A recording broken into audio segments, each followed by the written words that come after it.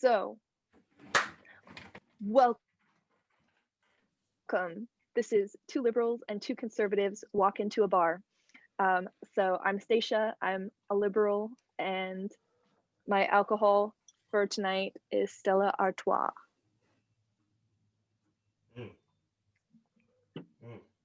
Next, Dave, do you want to go? Sure.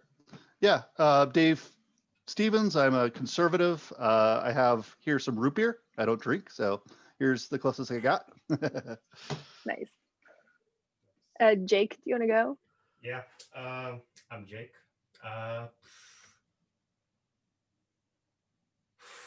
Butchered.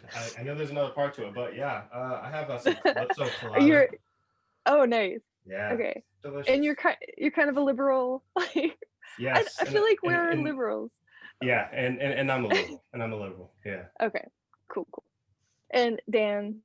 Hey guys, I'm Dan. Like this liberal with me, I'm gonna drink a classy Stella Artois. So no crack way. that up in here. I am a conservative. I guess you would call me a conservative. I would like to be very specific and say that I'm actually a classical liberal. But to make it simple for everybody, you could just call me a conservative. Yep.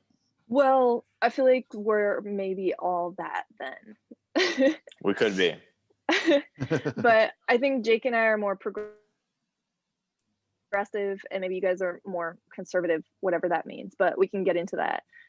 So we all met through Unity 2020, which was a kind of break glass in case of emergency plan that came about. A guy named Brett Weinstein started it. I was making sure I pronounced it right because half the time. Anyway, and so yeah, so the concept was that we pick a candidate from the left and a candidate from the right and have them run together as a pair presidential ticket. So one of them would be president, one would be VP, but they would be decided by a coin toss, and they would make all their decisions together. So that's why the concept was that it would appeal to the left and the right equally, and it really did. All the polls were pretty matched, and a lot of people, well, actually, I've never voted before and I'm almost 30, so it also activated a lot of people who have been politically disengaged. So yeah, do you guys have anything to add? Am I forgetting something? Oh, like it's really interesting to see who was attracted to the unity movement and how it does kind of spread across that spectrum. You know, we kind of say, because and it's hard to kind of like nail things down to a spectrum anyways, because we all have various different views on various different things. It's just the way that, you know, we have come to think about politics. So it's one of those things, like we are always dividing ourselves into the groups, which could be a challenge. True. Yeah. I noticed some people in Unity were like, let's just not use labels. They were just like, it's not really helpful. Yeah. So the reason why, I mean, I met so many awesome people in Unity, but the reason why I kind of maybe to the specific memories of each of you that were kind of striking. That is true. Memories that were kind of striking, and so I thought it would be interesting to bring you all together. So for Dan, you were the first person that I started working with when I started volunteering for Unity, and I remember we were setting up the shop, and we started discussing political things sometimes, and it took me a while to realize you were a conservative. And when I did, I was so shocked. I don't know if I told you that, but I mean, just, yeah, I feel like living in California and just being a dancer, all my friends are very liberal. And I mean, I have family and stuff, and actually my parents are pretty conservative, but Yeah, I don't know. I was just like, oh, cool, because we agreed on so many things. Yeah. Yeah. Yeah, that's been one of the most amazing things about Unity to me too. Is I remember having a professor, maybe my junior year of college, political science professor, and he was one of those guys who you could not figure out what his political ideology was. He was a great professor. He was tough. He asked really difficult questions of people on the left and the right, and I mean, you really didn't know if he was on the left or the right. And I think the lesson that I learned from that is that really should that's how it should be in most situations. Like, it shouldn't you really shouldn't be wearing your ideology on your chest or on your sleeve, because um, you become a very simple-minded person at that point, and you start carrying water for people and things that you may not actually agree with. You just do it because that's what everybody expects of you, because it's written right there on your sleeve Mm. that you're a conservative or you're a liberal. So that's been amazing about Unity, is I've met so many people that remind me of that professor, where it's like, here we are working towards a common political goal, and we're agreeing on so many things, and yet if we were to start talking about individual policy points, we would be sometimes light years apart.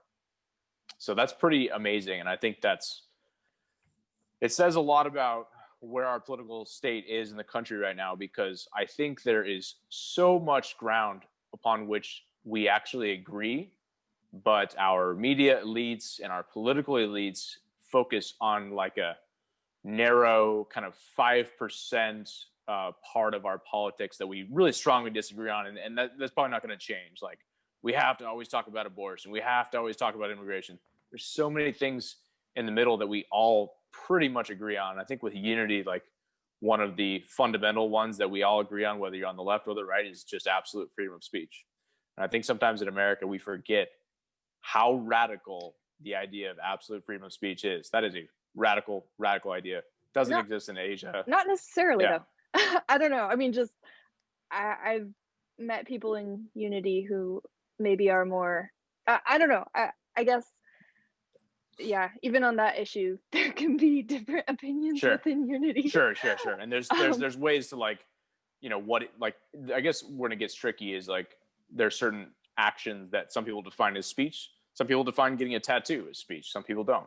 So when you get into that, it does get a little bit tricky. But yeah, well, I kind of think, even if we disagree on specific issues like that, we kind of agree maybe on the outcome we want. There are just kind of reasons why we think the solution should be different.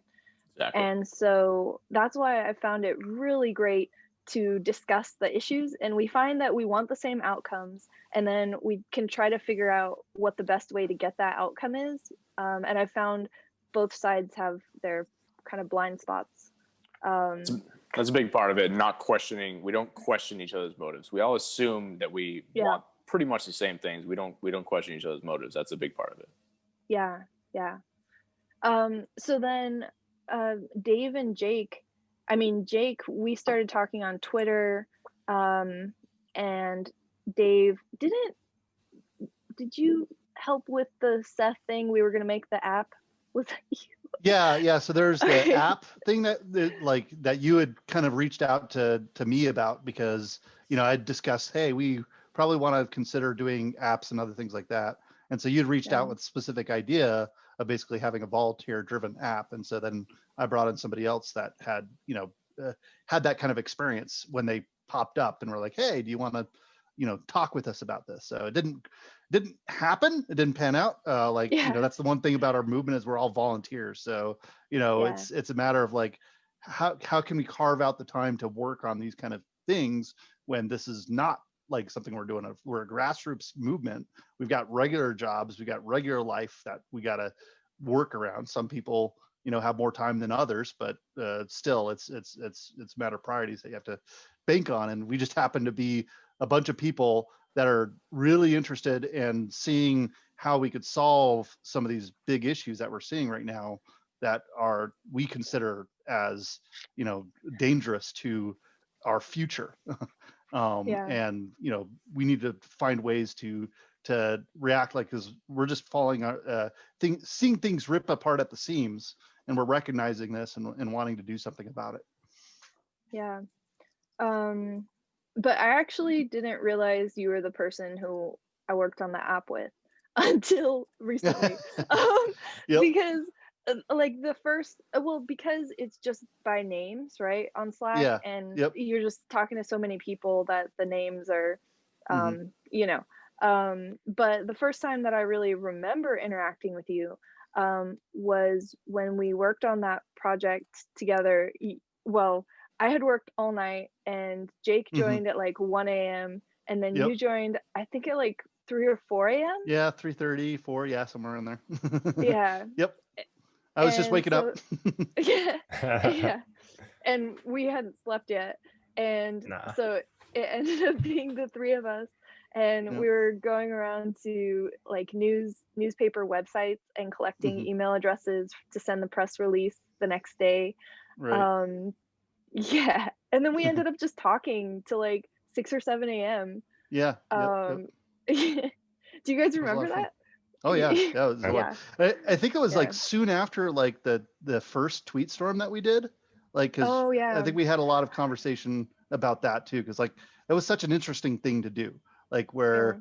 we kind of gathered together wanting to basically try to, you know, create some social media presence, and then we Yeah. immediately ran into major, you know, like it was like, okay, we're trying to push to try to get this interesting to get to the trending list, and then it suddenly, when we hit the trending list, there's all this, you know, this marketed change of what was going on, because there's all these people looking in on these tags, and, you know, people making snap judgments and other things like that. It made a very interesting experience. I was up till Yeah. late that night too, you know, Oh. just responding to people on that. Nice. Were you on the call that night? There was a Zoom call during the tweet storm. I don't think so. Oh, Yeah, I too can't remember. bad. Okay, Yeah. I was just thinking it would have been funny if you were on that call and we were Yeah. like talking all day and I didn't Right. yeah. Yeah. It was pretty fun being on the call during the tweet storm because Mhm. we were just reading the hate mail and Yeah. laughing and yeah. But also there were some really encouraging messages we got.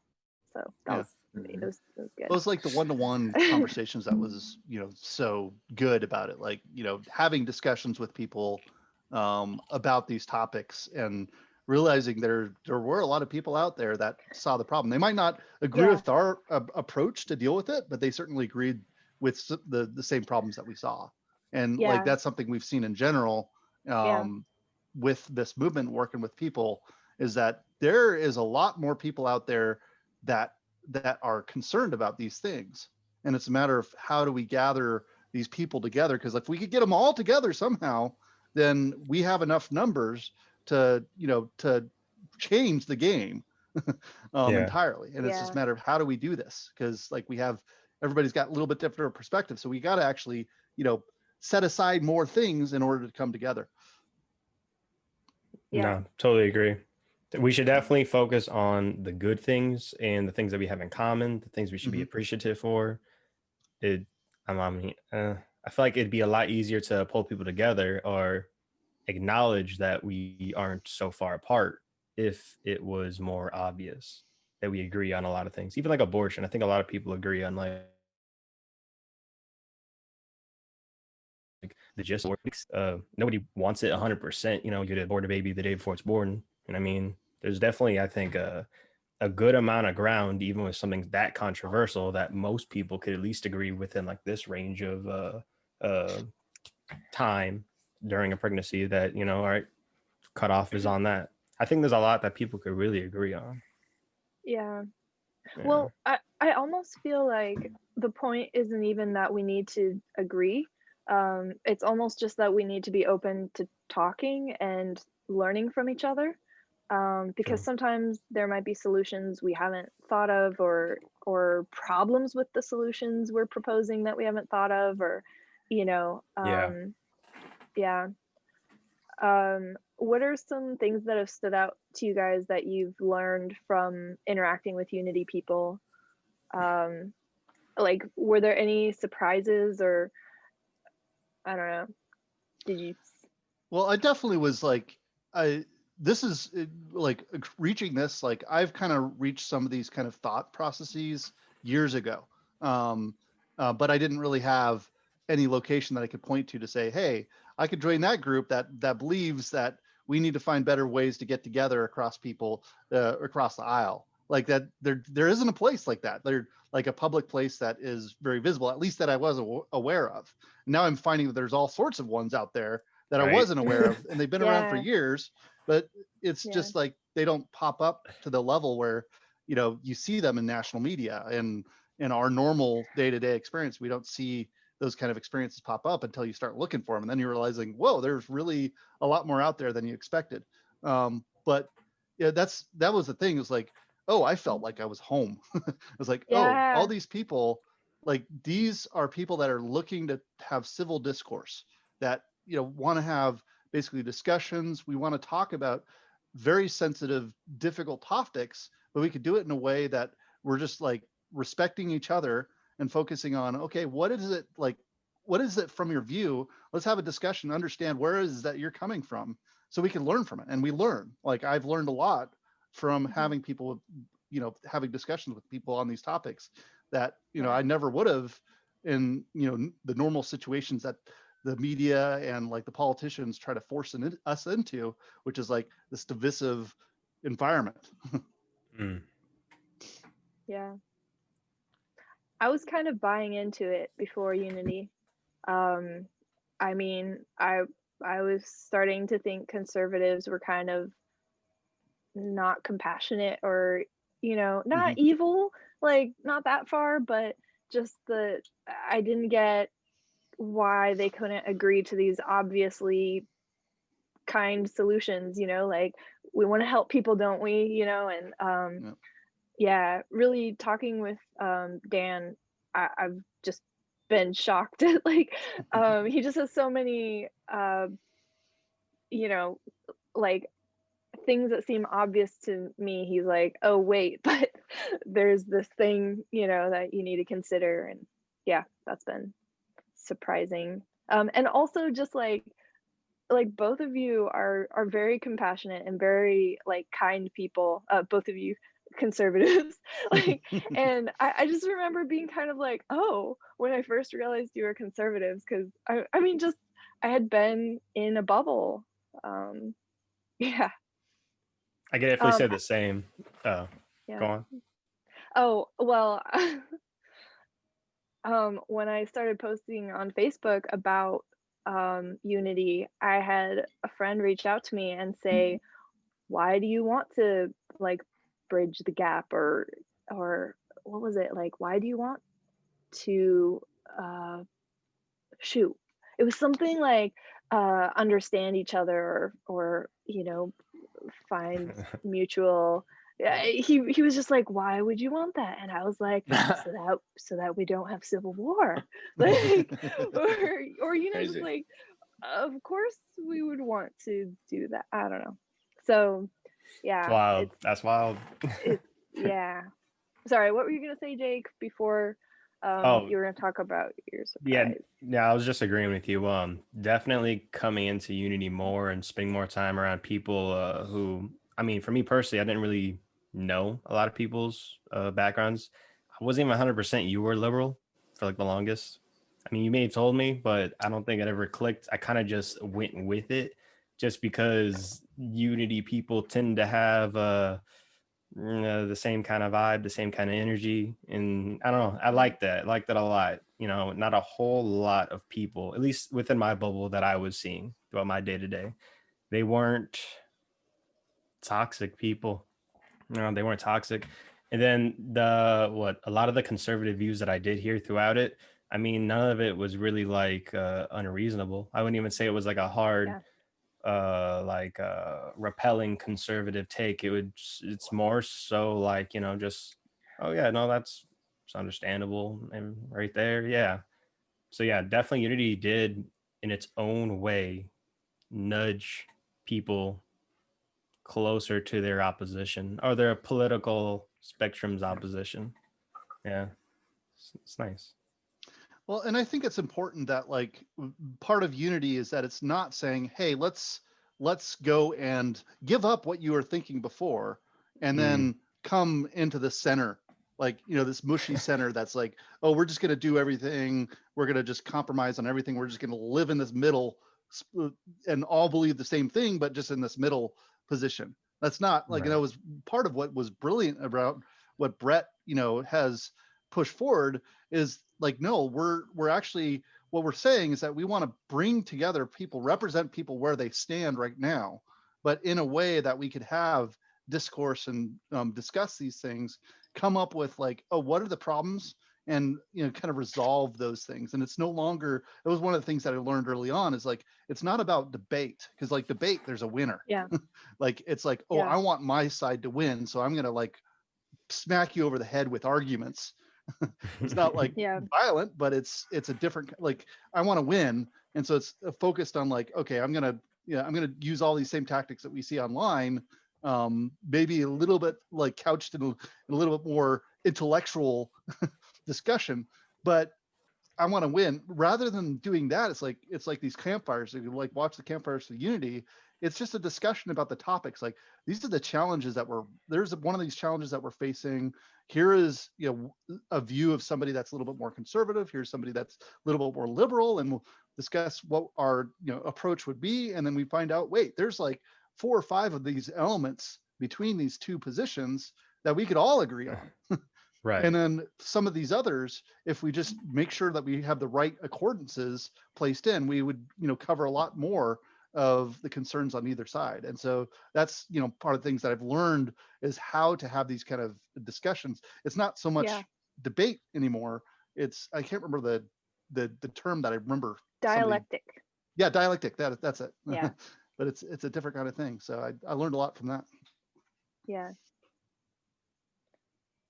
I've also learned a lot about the corruption. I I had no idea how bad our government was. Um, I mean, I knew something was wrong, and that's why I got into Unity, just because I saw the division was getting crazy. But I didn't realize, like, when Amash spoke on the campfire, and talked about how they're not able to discuss and amend bills on the House floor. Is that right? Yeah, Yeah. that's correct. Yeah, and so they just have to take it or leave it, and a lot of them don't even get to read the bills. They just vote based on their party. Mm. Yep. Yeah, So it was interesting to hear from him, like how it's basically a discussion between the House leadership and the president and like the Senate leadership. Like, the House yeah, members don't discuss these things. Like, yeah, they're not at the table. It's yeah, the and they're just basically told, okay, here it is. You're in the party, so you better vote the way that the party's voting. This is the way the party's voting right now. You better vote that way. And yeah, so, like, all these new rising Senate or like House members that showed so much promise, that come in and say, hey, these people are probably the ones that we really want to have as politicians. They have no say. Like, they're not in those high positions. They haven't been, entrenched in this Republican, or not Republican, like this establishment, like this Washington establishment, for years and years and years, to get to the point where they're in these leadership positions.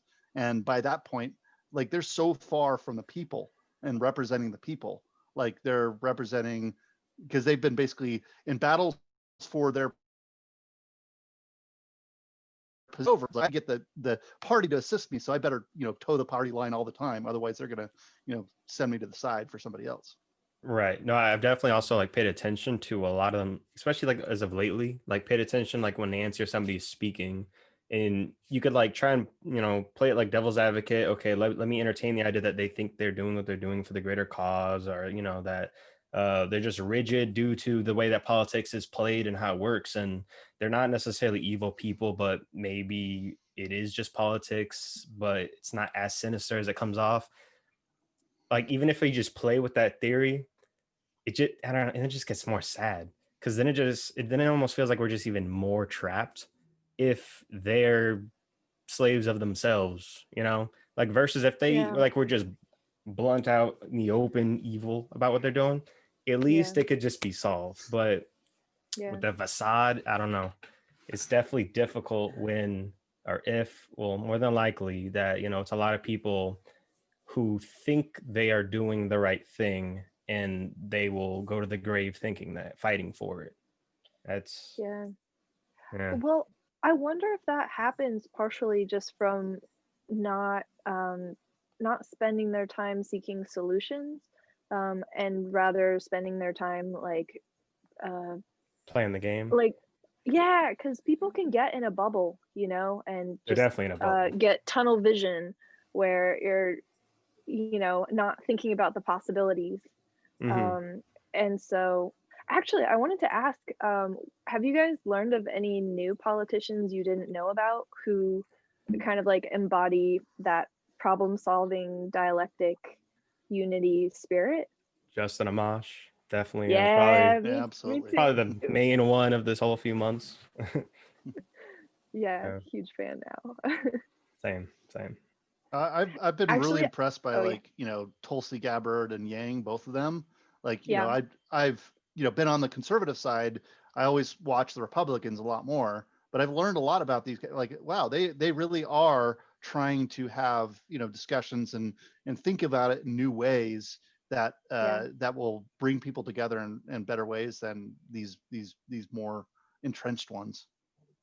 yeah, You guys, totally. anybody seen The Bartender like recently? I've been trying to get a drink for a little bit now. I'm gonna go. I'm actually gonna go up to the bar and get a beer. It's good. My drink is so big. I don't know if you can tell compared to my head for like size comparison. It's huge Whole because I bottle. didn't want to, yeah, I didn't want to buy a six pack, so I just got like this gigantic one off. So The leader. yeah, I will Sorry, say this. though. Oh no, I was just gonna say like I am mm, actually excited for the next 4 years to be able to see some Republican candidates run up in some primaries, because I mean this would be my first time actually really paying attention. Mhm. So mm, this time I have a whole slew of opinions specifically Hmm. towards the DNC, but I would definitely love to watch it from a different angle, you know, watch the right and then be able to pick out, okay, well, who's trustworthy, who's good, you know, who is an establishment, you know, pawn. I would really like to watch that and try to be able to tell, like, you know, like, okay, well, that's a good person right there. That's like a Justin Amash or like a unity like individual who has their yeah, head on their shoulders. yeah, That'd be really interesting and new to yeah. experience watching Republicans in that position. Yeah. That reminds me. I feel like there are some people who are anti-establishment, but they just solutions. So that's another thing that I kind of like. I keep an eye out for is, you know, like even if they're sincere, there's a lot of like it seems like not real solutions, but they're I don't know, or maybe they're not sincere. Maybe it's just hard to tell. What do you guys think about that? Do you think I don't want to name names, but Oh, I so don't know if you kind of got cut off a little bit. You said oh were you saying they play on the anti-establishment angle, or you cut off yeah, a little bit? yeah, like Okay. they seem anti-establishment, they seem sincere, but then their ideas just Hmm. don't seem, or I don't agree with some of their approaches. I have I don't know. hunches for sure, but I'm not Oh, yeah, 100% sure if they are fake or not. But I definitely have hunches. yeah, Definitely seems like people would be playing that angle. Trump yeah. could have, for all we know. I don't know, but Mm, yeah, I don't know. yeah, Mhm. Well, it's like I've had some really interesting discussions with people. Like, I don't think I would have ever, in a normal circumstance, had a discussion with somebody. I can't remember exactly what he said. It was basically an uh, anarcho. There's a anarcho something like basically, Anarcho-capitalism. yeah, anarcho like something like that, where it's basically anarchy, like wanting to have an anarchy type system. but this person was a very articulate person that I was discussing. It was a very interesting discussion. I would have never had that kind of discussion. I don't, or if it had, it probably would have devolved into, something else if I hadn't had learned and just had some of these discussions with other people. There's people across the spectrum that are looking at the problems that we see today, and like that's the problem is like people see the problems today and they point at different things as to what is causing that problem, and so they end up being trying to solve those problems like individually rather than coming together and saying, hey, okay, we just need to like go against the powers that are causing, that are responsible for a lot of these powers. We need to knock them down a couple notches so that we have a chance, a space for us to like experiment and have better options for us. And so like a lot of times like people will say, well, I need to go into this like because the other side is the real problem. And they don't recognize that their side is part of the problem as well. And so that's part of the issue is like everybody recognizes, oh, there's issues, but they like based off of their worldview and what news media that they're following, they are recognizing a different set of issues. And so it's hard for us to come together. And that's probably part of why they're able to establish themselves so deeply, is because all they have to do is use a few different trigger words and like they could cause people to like forget like, oh, they're the ones that are, pulling the strings behind it. Yeah. Wait, so was that anarcho-capitalist in Unity? No, it was just somebody on Twitter that I was having discussions with. Yeah. Yep. I was just wondering. Yeah, that would be an interesting one on Unity, because like it would definitely be interesting to see the path of somebody with that background that ends up like, oh, well, let's like have a new. Yeah. Yep. Well, but I think there was like someone like that I heard about, but anyway. Okay, so I was wondering if we could summarize the kind of perspectives or approach of liberals and then the kind of perspectives or approach of conservatives overall. Like, what is that? What is the difference, or what is the distinction? Like a broad, very broad. Yeah, just overall. And is it a personality thing, or is it, like, what is it that makes us, because we take on these labels, but what do they actually mean to you guys? What is it? Nature nurtured? Yeah, it's kind of yeah. It's kind of the question. Well, it's like collective versus individual is another one. Is that? I like that one. That one also fits well. Well, interesting. Yeah. I don't qualify for that one, but yeah, no, that I know a lot of people who do though. A lot of people. Wait. You mean you're not collective? In terms of where I got my politics, it wasn't collective.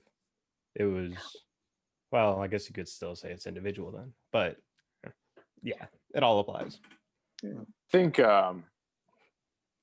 William F. Buckley used to say that, conservatives are basically a group of people who are standing athwart history, yelling, "Stop." Kind of true. And I think that the way conservatives look at the world and the way they look at government is that government, like weeds, like your hedges, are always going to be growing, no matter what you do. Even if you don't water the hedges and the grass, they're going to grow and they're going to get out of control. And your job as a responsible homeowner or member of society is to be trimming back those hedges constantly and picking those weeds constantly. And there's no need to, throw Miracle Grow on those hedges, because they're going to grow and they're going to grow beyond the boundaries that you set for them. So the best thing that you can do is just always be mindful of them and always be keeping them nice and trim. And that's the way I look at it. It's obviously like the optimistic way to look at it. Interesting. I gotta say, I'm not Liberal is definitely difficult for me because I definitely identify more as a progressive than a liberal. And Mm. I know people are pretty picky with their definitions. So, like, I've heard classical liberal and liberal before so many times, and there's something else similar, like um, a classic liberal. I think that's different than a classical. I don't, but Oh. yeah, Hmm. but I know that if I were to like broadly kind of hit it, I would definitely say along the lines of they are ah man, definitely somebody else go for me, then I'll hit back on it because a lot of it's a lot of it's not coming up evenly right now. Oh no, I'm gonna struggle There. too. Yeah. Okay, you go ahead, Dave. Continue with Yeah. So, conservative. like coming from a similar perspective of Dan, like, from a conservative standpoint, like one thing is like I like to consume a lot of history. I like to read. Mm. Like I look at history of rise and fall of nations, like Rome. I've dug in heavily. India, like their history is very interesting. China, Japan, like just across the world, like European history. These are things that I like to look at, and it's interesting, like see a historian's perspective on these things. Like one of them I'm watching right now is about Napoleon and his rise to power, and so he was, came up during a time of upheaval. It was basically the French Revolution, and so they look at the two people that were, or the groups that were causing, and they compare them to the groups today, liberal versus conservative. And so for them, the conservatives were basically the ones that wanted to have a king, like that thought that that Mm. was the best way to run things, and the liberals were the ones that wanted to, kind of do away with that and have a collective, more of a collective role. And so they Mhm. had some ideas to, like, Marx and other things like that, that was kind of bounced around some of their heads at the time. But anyways, so they look at conservatives in that and they say, oh, well, they're the conservatives.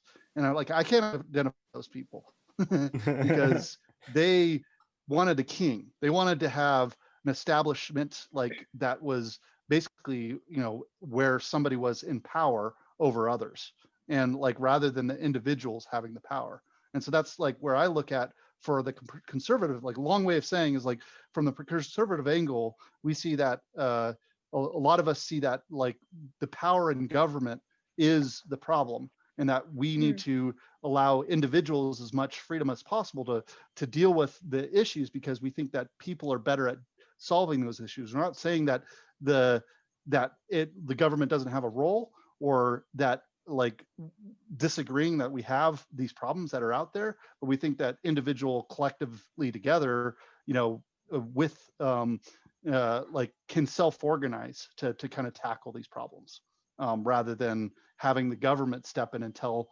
how those problems need to be solved. And it's similar to a libertarian in some of those aspects, but I certainly like there's aspects to the libertarian where freedom above all, like, of course I can't really speak to a libertarian because I wouldn't do it properly because I've not really followed them, but there certainly are a lot of parallels. Yeah. Yeah. I would even piggyback on that too, because you definitely reminded me of more reasons as to what Unity opened my mind more up to, and a lot of it was conservative values. I value a lot of them now too. I've Mm-hmm. definitely grown within the last few months. I've grown a lot of just frustration and resentment towards the left. It's unfortunate, but a lot of it does stem from just too much coddling. And I never understood, I guess, that that was so much of a left trait. I mean, obviously not overall, but broadly tends to be more of a left trait. We coddle more, we spoil more. We put Mm-hmm. too much focus on, I don't want to say too much focus on those who are in need. Actually, I think that, I guess that'd be a good segue into what I think a liberal would be more. So it's I would say if you have, a society of people, you have one group of people trying to maintain its progress, then you'll have another group of people trying to further its progress. So, and I think the progressives, liberal, I'll just say liberals, I think they're trying to push the progress, and they're not necessarily paying attention to all the other little things that could be affected by that. So you have a lot of people who, they might like a candidate because that person would be able to do and fulfill their promises. But I think they get sloppy when they start talking about like, well, why don't you just vote for that candidate? Because I also talk about putting in that policy.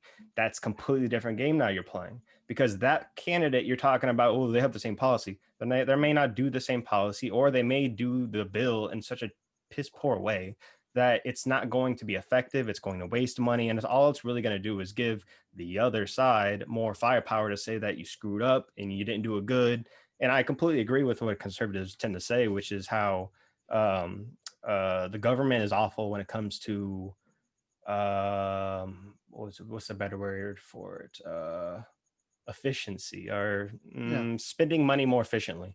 Right. They're awful at that, and I completely agree. I know that there's a whole lot of programs where money's just being wasted away at, and I mean, like, I get that angle of it, and the only place to where I have to separate and say, okay, yeah, like I'll shit on the left all day, like all day. I have my own beef with my own self. But at the end of the day, I do believe that there is a right way things could be implemented. And I think it's about getting those right people in the position so they can implement those policies. Until then, it's just a lot of trial and error and a lot of just shots of blanks. And I think it almost hurts liberals way more than it helps. And it feels like if they don't get that, it's not going to go good for us at all. And conservatives will keep having a very valid point that, look, we wasted a whole lot of money implementing this one thing, and we can't keep getting pissed at the next president who's a Republican who wants to take those bad policies away and then has to, figure the next, like, go on. One thing that I think is important about for my conservative or classical liberal beliefs is the belief in vacuums and the value of vacuums, and the belief that there are good people and good ideas to fill those vacuums. And when I think about that, liberals like often say, well, if the government, wasn't doing that, people would get sick and die because they would take, bad medicine, or they would eat bad food, or they would, have some accident because the government wasn't watching them and wasn't watching those companies, and those companies could become evil and do bad things and blah, blah, blah. And I say, well, it's actually the opposite. And if you look at industries where there's almost no government regulation, or there's very little government regulation, like the hotel industry or the automobile industry has a lot of regulations, but there are, in the hotel industry, you don't need some federal body that's checking all the hotels or all the restaurants or all of the vehicle manufacturers. They're all making safe products and providing safe, excellent services without some federal oversight body making sure that they're providing that, because there's a vacuum there. There is no federal body. So guess what?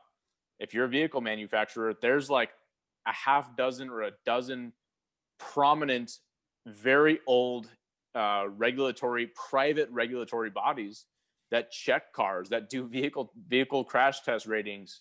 That's, if you stay at a hotel and have a bad experience, you can leave a Google review, a Yelp review. If you go to Airbnb and have a bad experience, you can leave a review there. So if you believe in vacuums and you allow good people and good ideas to fill those vacuums, they can often do a better job than the government can. And if you look at the things where the government regulates things the most, food and drugs, those are the two things you have to actually worry about all the time. There's constantly a chicken thing. There's constantly issues with drugs where people find out that a drug caused cancer or something like that, and 10 years later, everybody's suing the drug company.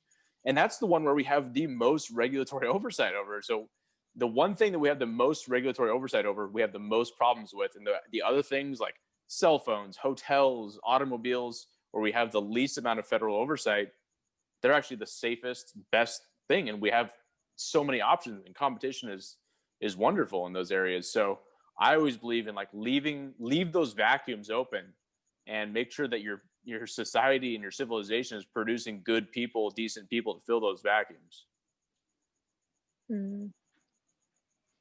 It's funny. I think I've found conservatives have way more faith in people than liberals because Yeah, I mean, I think liberals are a bit more just have less trust of uh, complex systems to work themselves out. Um, yeah, and then in terms of, I think liberals or progressives. By the way, I was thinking of calling this episode to progressives, but I just thought liberals was easier to say, like it had a better ring. But that's fine too. Um, but yeah, I think the progressive perspective is kind of to think about the people in society who are struggling, um, and to try and help them. So, there are a lot of people who um, aren't able to vote, or like they have really long lines, or it's hard for them to take a day off of work to vote on a weekday. Um, so things like that, they're very concerned with making sure everyone's voice is represented. Um, they're very concerned with by they okay, liberals or progressives. I feel like I'm talking about someone else, but include myself in that.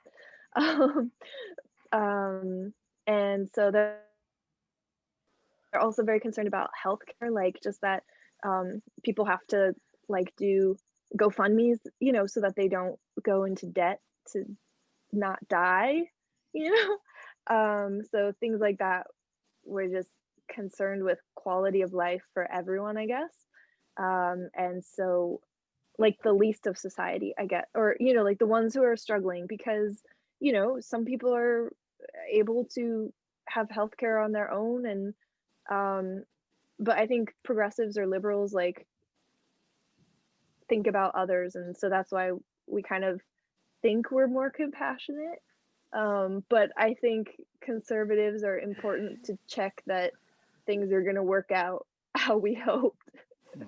Well, and I just want to do point out, because like I think it's really important for us to have these viewpoints of finding those that are downtrodden, that are having a difficult time, like there are people that are being left aside, and Mhm. they're not making their way through the system. They're being crushed by the system, and Mhm. the system is not coming to their rescue. Yeah. And so that's an important thing for us to have as basically a conscience at all times, Yeah. is that somebody, it needs to be looking for those little guys, the ones that are struggling, the ones that have identity and other issues where there certainly is problems with racism, for example, that we need to address. Like we're not, we see how people are addressing it, we see problems with how they're addressing it, but the truth is that there are some struggles with that, and we have to grapple with these very difficult concepts, and we have to find ways to discuss together. And we're certainly not finding ways by pointing fingers at those on the other side and yelling at them. That's not Yeah. solving problems. Like, we need to find ways to get people together to discuss those problems and come up with solutions to those, rather than pointing fingers to the other side. Yeah. True. I'm not sure if any of you guys seen it, but there is one episode of Brett's podcast where Heather was reading uh, some line, some paragraph of a book, but it was talking about how since early man, how we've needed to have a left and a right sort of, I guess, a consciousness, something like that. To where, you had the conservatives in a way maintain the pack, and then the progressives would, or the liberals would, help those who would be on the verge of getting left behind, who are sick, who are ill. They're taking care of the ones who, um, I guess, maybe needed the compassion and the aid and the hand. And then the conservatives were the ones who were able to kind of pick out, all right, well, who you're not picking up your fair share of weight. If you're going to be, a freeloader, you can get out. Like they're in a way maintaining the function for us to work out in a way.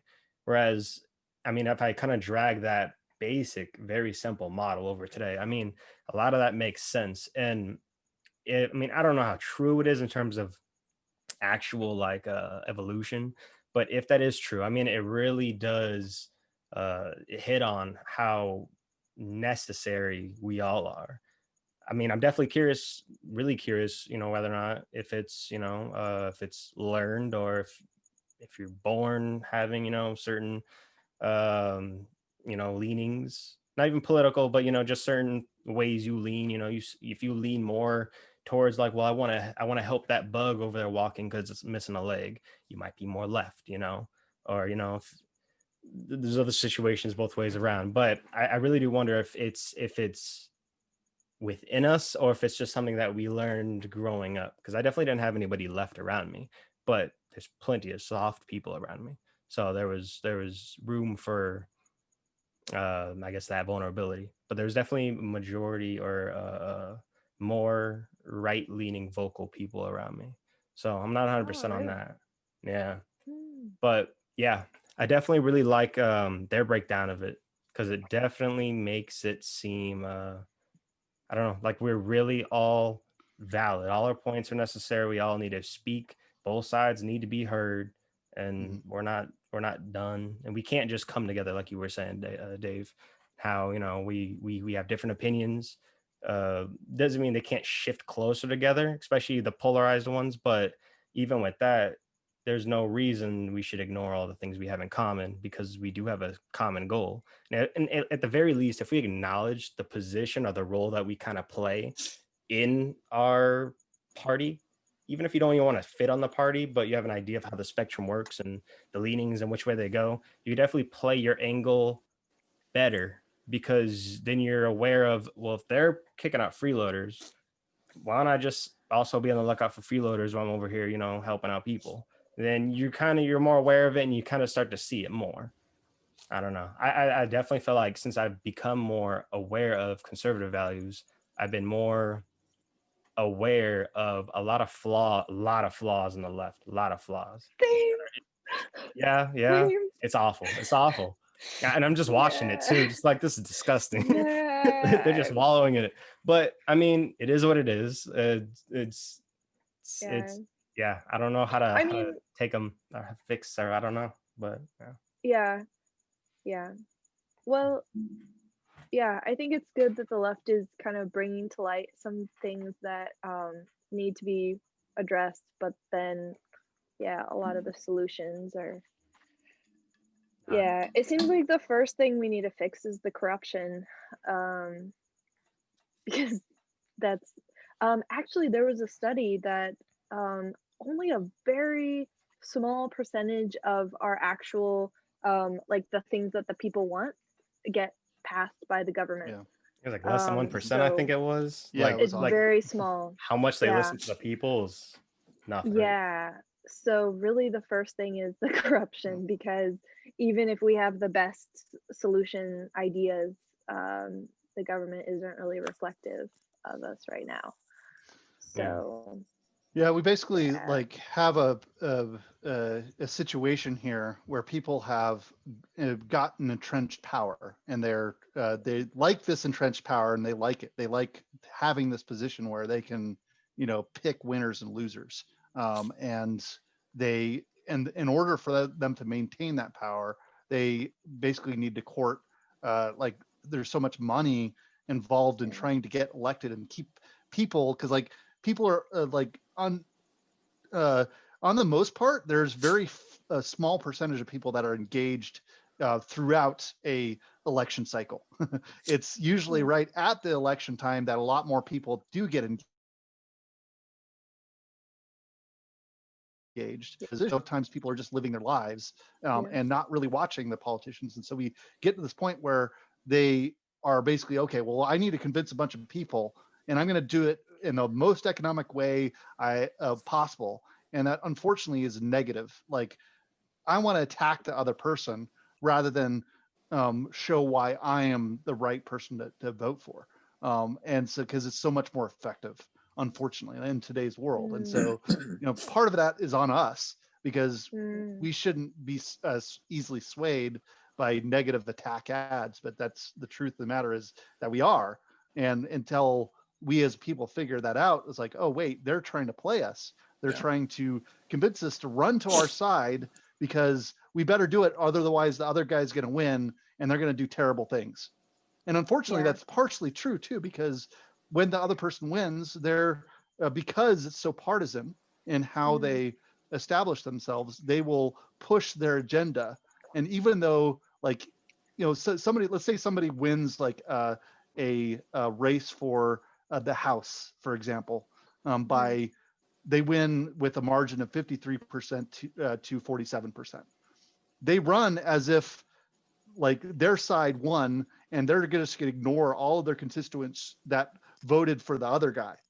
They're just going to, focus on the people that voted for them rather than, actually representing all of their people. Is because the way that the two-party politics is working right now is that it's partisan, it's divided, and in order for them to dip into that money pool, they have to toe the party line.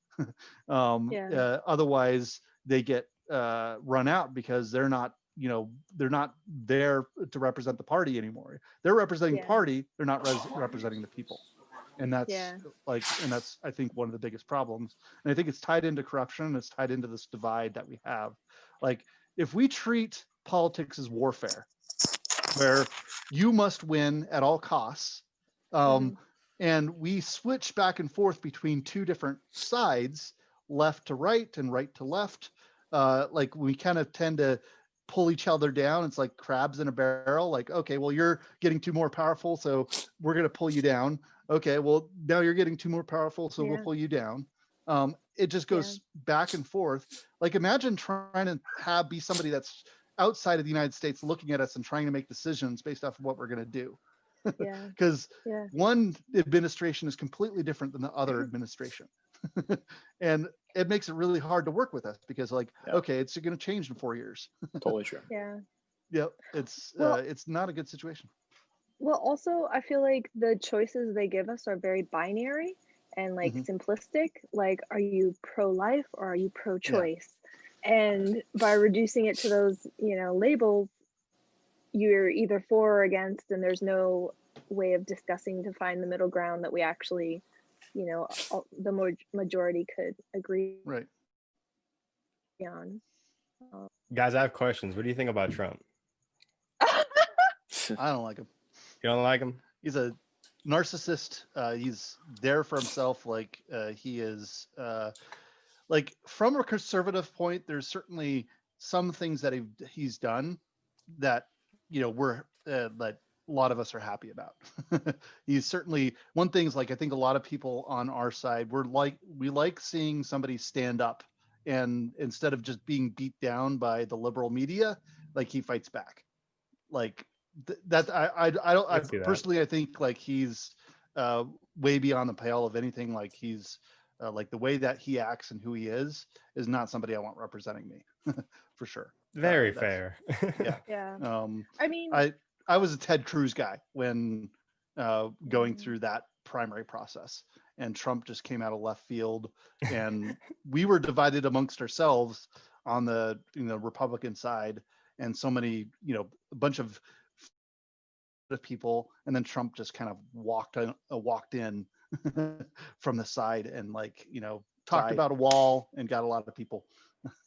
So did he steal majority of the conservatives? Like, how did he go about that? Was it just people acknowledging that the media was somewhat against him that caused them to like, well, let's pay attention and let's see what Trump's got going on? I mean, it was a thing that was going on for a long time. Like, you just kind of watch, like, because politician after politician would go to Washington saying that they're going to have good values, that they're going to have we're going to have conservative values, we're going to retire, and they don't do any better than the Democrats. Like, they're like the debt doubled under Bush, the debt doubled under Clinton, the debt doubled again under Bush, the debt doubled again over under Obama, and I think it's pretty close to being doubled again under Trump. So we're on this basically, like, if we're looking at the debt of the nation, it is exponential, and there's no signs of it stopping anytime soon. I think My personal opinion is that it was just an FU to the Obama years and the way the media handled things in the Obama years. In the Obama years, any criticism of President Obama was, you're a racist, you must be a birther, and so Republicans for 8 years tiptoed through the tulips about anything they wanted to say about Obama and his policies. They were really careful to like not criticize him too much.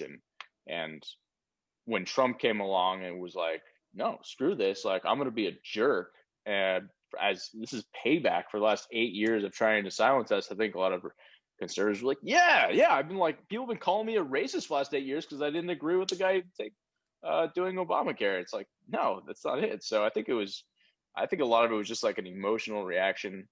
But one of the funniest things to me about like our division right now, so I think we're definitely more divided than we've been since the Civil War. And yet one of the most ironic things to me is that, so for the last like 40, 50 years, the Democrat Party has been very anti-war.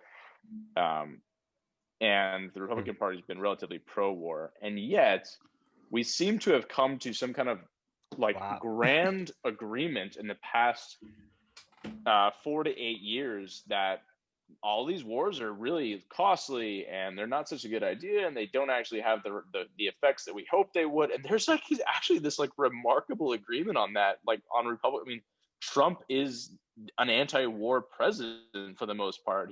He's going to try to get our troops out of Afghanistan by the end of the year. And yet they still find reasons to hate each other and talk crap to each other about the wars. It's like, I don't understand what's going on here. Like, you guys have been talking about getting us out of Afghanistan and Iraq for 10 years. And now this Republican comes along and does it. And you guys are like, no, we shouldn't do that. This should be a moment of like celebration for Americans, like recognizing that our foreign policy should be less interventionist. Like this should be an amazing thing, but instead it's not. It's more bickering, it's more division, it's more hatred. Oh, this guy's so irresponsible. Oh, he doesn't even trust his CIA.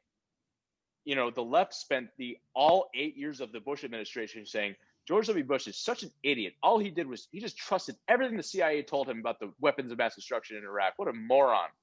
And now Trump comes along and he's like skeptical of some intelligence that he gets. And they're like, how dare he question the intelligence community? So it's just sad. Like you get this, we got this gift of like this beautiful compromise, like the clouds parted a little bit where you could see American foreign policy kind of coming together in a smarter way. And yet our parties find a way to still beat each other over the head about it. And the right does it too. Like the right's, likes to brag that Trump, took out ISIS and he wasn't afraid to bomb Syria and stuff like that. So it's really ironic. Like they both claim to be anti-war, yet neither really are. Oh, hey man, the Dems are actually starting to shift into pro-war. So yeah, we're awful. Well, it's just interesting to me how like it is about like team sports. Like, whatever the other guy does is wrong. And that's actually what pulled me out of the stupor that for me, it was like talk radio, right-wing media, that kind of stuff that I was kind of deeply steeped into. The thing that pulled me out of it, like, was starting to realize that, wait a second, they're just like saying the other guy's wrong because the other guy said something. Not whatever they said, that was the wrong position. It didn't matter what that position was. And a lot of times it was completely like there was vast logical problems with how they say, okay, well, that's wrong because this guy said it. But then on the other side, somebody says something almost identical, maybe a little bit different twist, like, oh, that's totally right. And it was like totally team sports. It's like, the other guy's always wrong. It is a lot like team sports. That it's like an analogy I like to make with this is like whether you watch baseball or football or hockey or whatever, there's a lot of teams have a guy who's just an asshole. He's always kind of like doing something to hurt other players, or he's talking crap all the time. He's just doing inappropriate things, breaking the rules. He's always trying to cheat. And if you're on the other team, you're on the opposing, you hate that guy. Damn it, I can't stand that guy. He's got those like stupid tattoos. He's got that stupid hair. He's always like causing problems on the field. It just drives me crazy. But when he's on your team, you're like, hell yeah. Yeah, like kick dirt in the opponent's face. Yeah, that was funny. So when he's your bad guy, like it's not such a bad thing. And that's the way it is with Trump. It's like, you know, the Republicans used to be this, you know, oh, we're evangelical conservatives. We want somebody who lives a very moral life and speaks very eloquently and who's kind of straight laced. But Trump comes along and he's the exact opposite. And it's like, I kind of like that now. You know, that's kind of cool because he's being the asshole to the guys you hate. So it is a lot like there's a team sport mentality going on there. Definitely. Well, I found myself. Oh, go sorry. ahead. Go ahead. Sorry, Stacia. Oh, I already talked a lot. You go ahead. Oh, well, thank you. I was just gonna say I found myself defending Trump to a lot of people lately, and it's not fun. But I'm just like, that's not true, you know. And so just trying to be authentic in our criticisms because there's a lot to criticize. But I mean, he's done some good things, and that's one thing. Rumors that we need to end how we circle the wagons around somebody. Like, okay, somebody does something really bad, and then everybody circles their wagons around that person saying, oh, well, I mean, we're going to protect them. Doesn't matter. Doesn't matter what they did. We're going to protect them. Stay away from them. You're saying this because you hate all of us, not because this guy did something really bad. We need to hold these guys accountable when they're caught, you know, with money in their freezer. Like, which really happened, and other things like that. It's Well, the main reason why I defend Trump is because people are making the people who like Trump out to be evil, and I'm like, so then if he's really as evil as they think, then the people who like him must be evil as well. Right. So then I kind of have to start with, well, that's not true, and you know, just kind of It's funny to be. Oh, go ahead, Jake. Oh no, I was just piggybacking on her last part. I wasn't saying nothing more. No, I had nothing more to say. I was just saying you got to talk them down. Yeah. Game I like to play with partisans on either side is to, you know, like find out like which side of the aisle they claim they're on, whether it's on the left or the right. And since I'm classical liberal, I'm kind of, you know, I got different perspectives about different things. I'm not necessarily always on the right. So I like to stake out, if they're on the left, I stake out a position that by 2020 terms is to the left of them. And I say, you know, where are you at?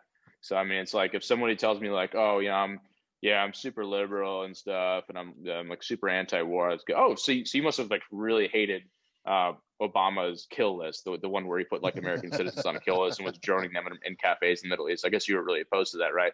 Oh, well, no, I actually think Obama was a really good president. Okay, so you must have been really against like the surveillance state that he expanded, that Obama expanded during his 8 years. You were really against that too. Oh, well, I mean, not really. And it's like for the right, you know, oh, you're super capitalist. Like you hate communism, you hate socialism, you're super laissez-faire. So you must be super open to like a very simplified and easy immigration system that allows for a lot of immigrants to come back and forth, right? Because that's laissez-faire, right? Allowing capital labor to come back and forth. Right. Oh, well, no, I actually support a border wall, and like we should restrict how many immigrants come to the country. So stake out a position to the right of people who claim they're on the right, stake out a position to the left of people who claim they're on the left, and just show them how ridiculous their partisanship is. Like that's one of my favorite things to do. I'm gonna use that. Sounds fun. Like, people use their stick to those. So actually, I've reached a point where my Twitter is fun because I follow a lot of nuanced people, and I can't just assume what their, you know, like their talking points aren't as clear cut as like Facebook. Most people. Life's more interesting that way. I'm enjoying it. I'm envious of it. I'm envious. What did you two think of Dan Crenshaw?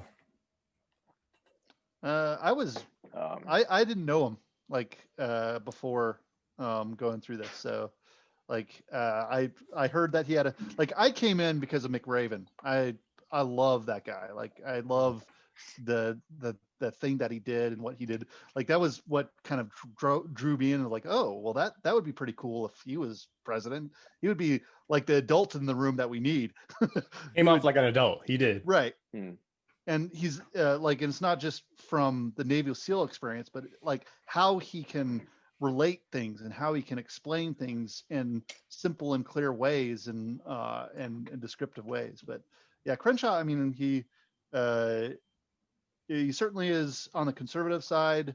I definitely get what a lot of people were saying, that he seemed very defensive. But I kind of understand that from a conservative perspective. Like there's a lot more outlets out there that are liberal than there are conservative. True.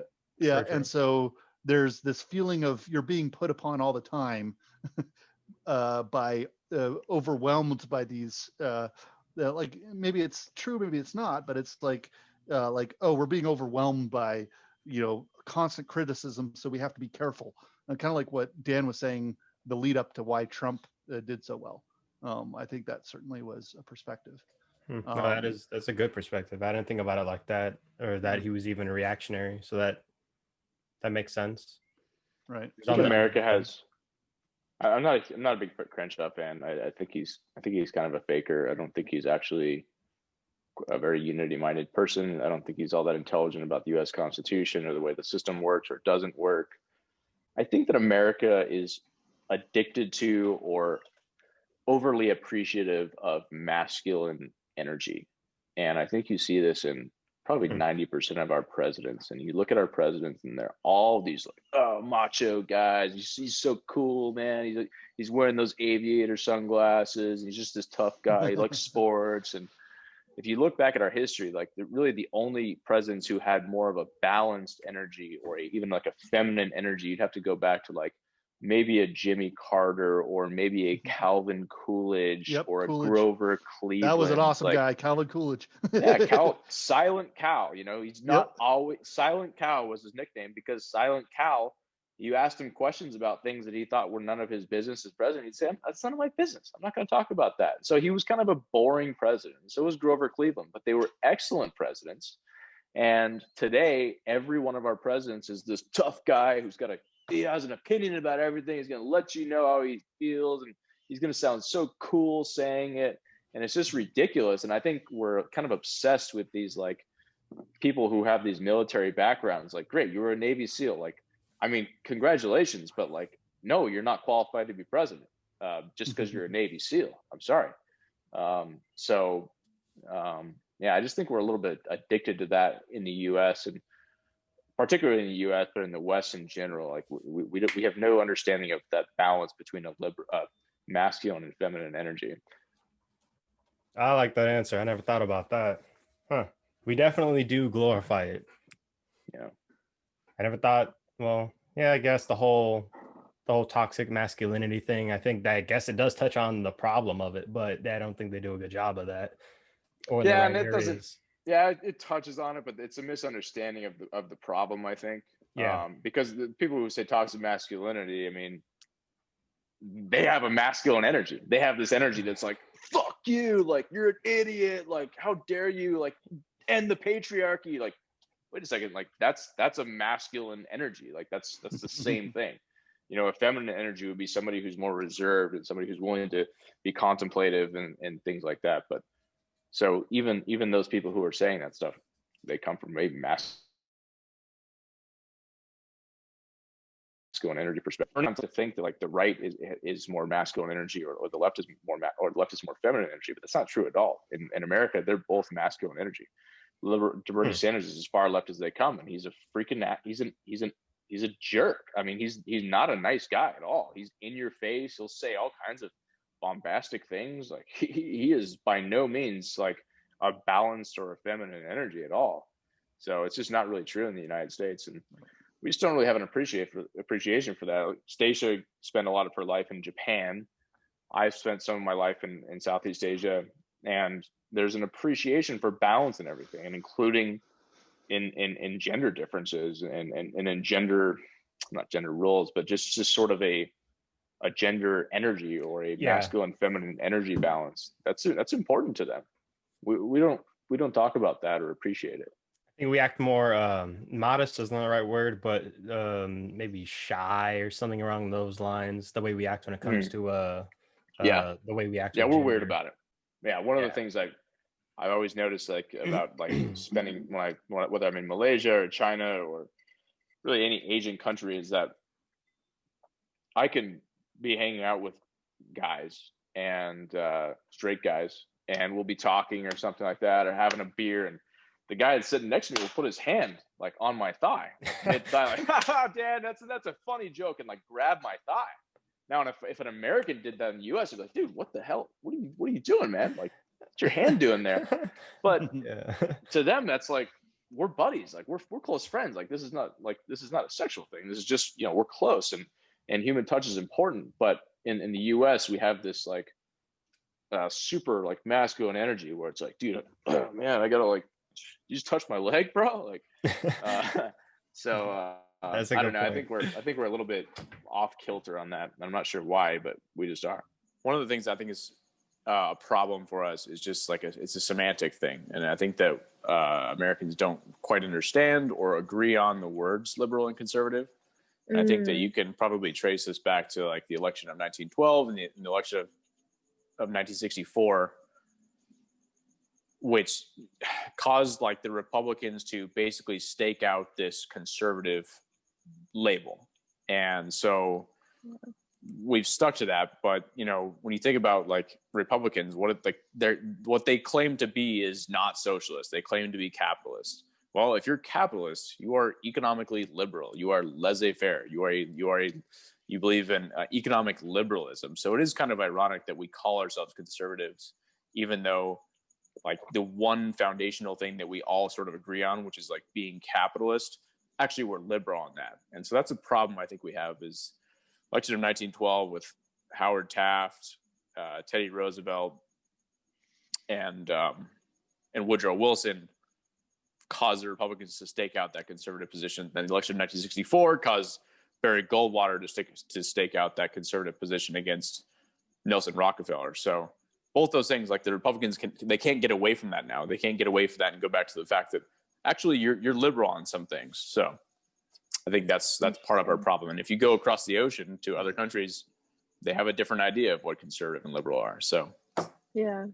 Well, I wonder if progressive and conservative is better then, because I think, yeah, probably, I wonder if probably that is. Yeah. Damn it. Maybe I need to change the name of this. Well, What I we've been missed? Oh, recording. wait. We're changing the name of the episode. Okay. Okay. Progressives. 2 progressives and 2 conservatives walk think- into a bar. I think liberals just like to like relabel themselves every 8 years after they tarnish whatever label they have. They tarnish it, and then they're like, we got to go back to the other one. But the hard part about rotate. this, the hard part is the ones who typically shift, they're more like, what's going on? Like, we're not all on this same page. The ones who end up moving, they didn't push us there to begin with. There's definitely like there's somebody else in the boat. They don't believe you. Part of the problem is like the last progressive president is Woodrow Wilson, who is pretty much widely hated by both sides as a racist and somebody who really didn't believe in the U.S. Constitution as it was written, and so he's a bad example for progressives. But I mean, I think it's true. I think they go in cycles. Like, let's go with the progressive name. That's working pretty well right now. I forgot about that. I actually have a friend who thinks that Trump is the most progressive president we've had in the last 30 years. No. Ouch. This was on a Tim Pool. That's why I remember the Woodrow Wilson. Yeah. Yeah. Oh, Tim Pool. Got it. Oh. Yeah. He made the same comment. He said, well, the current, the most progressive president right now, well, yeah, it's Trump. Exactly. My friend just figured that out himself. So I guess. What skills? It must be true. We have 2 people. Well, this has been lovely. I gotta pee. Let's wrap it up. And thank you guys so much for joining. Let's do it again. Yeah. Cool. Thanks for That having was a us. lot of fun. That was Thank good. you. Yeah. Thanks, Dave. Good chat, guys. Thanks for watching. Be sure to hit the red subscribe button below and the notification bell so that you get notified when new episodes come out. Leave me a comment with your thoughts and give me a thumbs up if you liked the episode. See you soon. Okay, and cut. Bye, guys. But we also don't have to leave.